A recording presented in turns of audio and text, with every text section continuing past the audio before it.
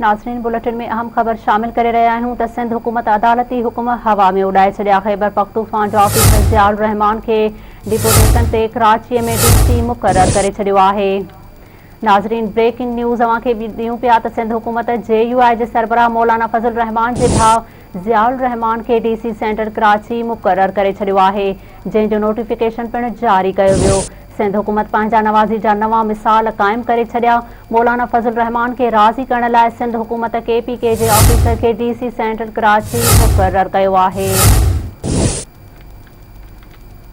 नाज़रीन सिंध हुकूमत अदालती हुक्म हवा में उड़ाए छॾिया आहिनि। खैबरपख्तूनख्वाह जे ऑफिसर ज़ियाउर रहमान खे डिपोटेशन ते कराचीअ में DC मुक़रर करे छॾियो आहे। नाज़रीन ब्रेकिंग न्यूज़ अवां खे ॾियूं पिया त सिंध हुकूमत JUI जे सरबराह मौलाना फज़ल रहमान जे भाउ ज़ियाउर रहमान खे DC सेंट्रल कराची मुक़रर करे छॾियो आहे, जंहिंजो नोटिफिकेशन पिणु जारी कयो वियो आहे।